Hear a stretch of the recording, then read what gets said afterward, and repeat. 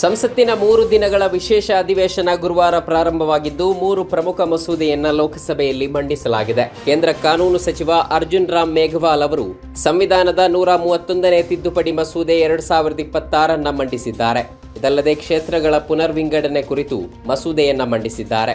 ಕೇಂದ್ರ ಗೃಹ ಸಚಿವ ಅಮಿತ್ ಶಾ ಅವರು ಕೇಂದ್ರಾಡಳಿತ ಪ್ರದೇಶಗಳ ಕಾನೂನು ತಿದ್ದುಪಡಿ ಮಸೂದೆ 2026 ಮಂಡಿಸಿದರು.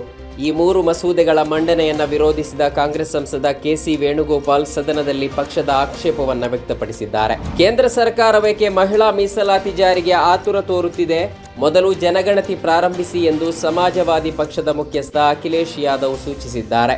ಸಮಾಜವಾದಿ ಪಕ್ಷ ಮಹಿಳಾ ಮೀಸಲಾತಿ ಜಾರಿಯ ಪರವಾಗಿದ್ದರೂ ಅದನ್ನು ಕ್ಷೇತ್ರ ಪುನರ್ವಿಂಗಡಣೆ ಮೂಲಕ ಜಾರಿ ಮಾಡೋದನ್ನು ವಿರೋಧಿಸುತ್ತದೆ ಎಂದು ಅವರು ಹೇಳಿದ್ದಾರೆ.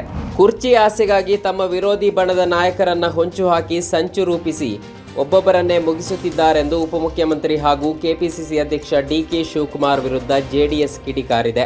ಮುಸ್ಲಿಂ ನಾಯಕರನ್ನ ಅಮಾನತುಗೊಳಿಸಿರುವ ವಿಚಾರವಾಗಿ ಸಾಮಾಜಿಕ ಜಾಲತಾಣದಲ್ಲಿ ಜೆಡಿಎಸ್ ಪೋಸ್ಟ್ ಮಾಡಿದ್ದು ತೀವ್ರವಾಗಿ ಖಂಡಿಸಿದೆ.